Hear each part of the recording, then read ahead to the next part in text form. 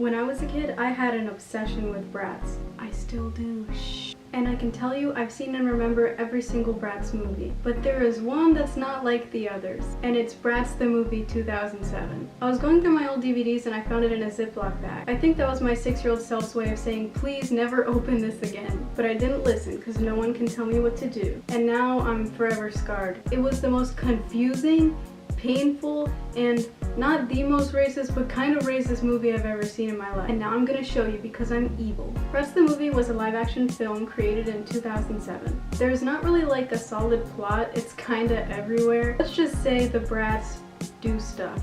But this time they're real. It starts off with the Bratz girls, Chloe, Yasmin, Jade, and Sasha getting ready for their first day of high school. And here's where my problems begin. Mind you, we are 40 seconds into the movie. First of all, Jade's parents are strict about what she wears, but they don't know about this entire compartment in their home. But she has a really good album in there, so I'm just gonna let the writers go for that one. Yasmin has the most stereotypical Latino caricature of a brother I've ever seen, but that's nothing compared to the whole mariachi band in her kitchen. Anyways, the girls meet up in school and we're immediately introduced to the villain of the story, who is Meredith, also the principal's daughter. Usually in Bratz movies, the villains are like Burdine and the Tweebles, but unfortunately they don't make an appearance at all in this movie. And I like them because they're funny and annoying, but also like still villains. But this time the villain is kind of just annoying and not funny. Sorry. So her main thing throughout the movie is that she likes to organize things and she wants the high school to be like a series of cliques, which sounds a little bit familiar.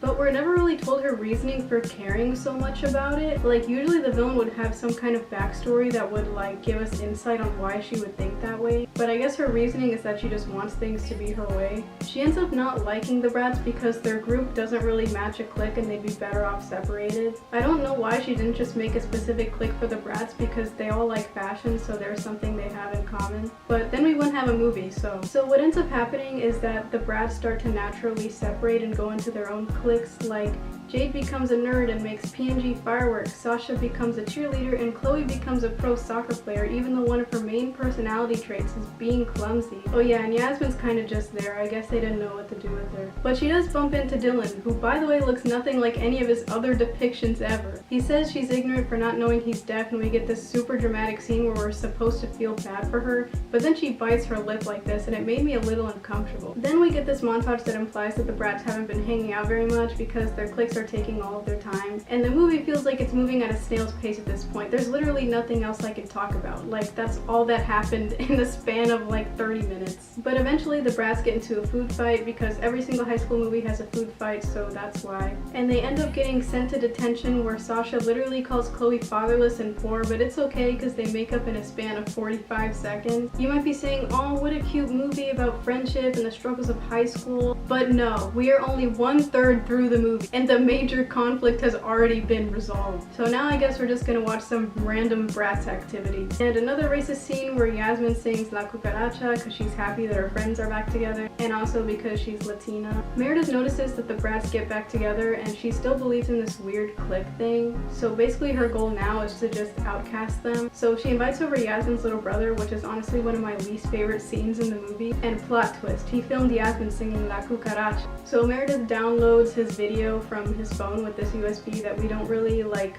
get any more information on in the beginning of the movie, so we're kind of just clueless about that. And she decides to throw a second Sweet 16 party hosted by MTV. So skip forward like an hour. And now we're at Meredith's party, where the Bratz show up dressed as clowns because they were supposed to cater her party or something. In a span of like 10 minutes, Meredith sings a full 3-minute song about herself, embarrasses Yasmin by playing that La Cucaracha video, and falls off an elephant and into a cake. This movie focuses a lot on things that don't really matter, and then when we get to a scene that's like kind of important to the plot development, they just skip forward like 10 seconds, and basically if you blink your eye you miss like a whole change in the plot. So that's over, and now we're more towards the end of the movie, thank God. So the Bratz are gonna perform in an annual talent show held by Meredith, and usually Meredith wins this because she only lets the bad auditions in. How the Bratz got in, I'm not sure, but Meredith tries to sabotage the Bratz and remove Yasmin from the group by some weird side plot that I'm not even gonna get into because it's stupid and it's super rushed, so nothing really happens with it. Meredith performs another another full 3-minute song about herself and everybody in the audience seems disgusted. And then the Bratz perform their song and everyone in the audience thinks it's the best thing they've ever seen in their life. And that's it. Watching this movie was like watching the writers start a movie, not know how it's gonna end, and just keep adding stuff to get that hour 50-minute mark. There were so many side plots that I didn't include with Dylan, Cameron, and some nerd guy that liked Jade. I don't even remember his name. But the side plots don't end up going anywhere, so that's why I didn't include them. But also I looked up the nerd guy because he was like my favorite in the whole movie, even though he only has like 2 lines.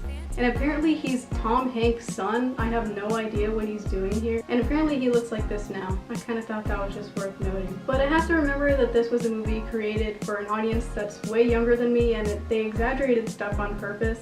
So I'm kind of just being a hater at this point. But if you enjoyed this movie, obviously nothing against you, and if this was one of your childhood favorites, then I have a lot of embarrassing childhood favorites, so I can't judge you for that. But anyways, thank you for watching me rant about a kid's movie for like 10 hours. I hope that you at least liked it, but I have to get going now. I love you, bye!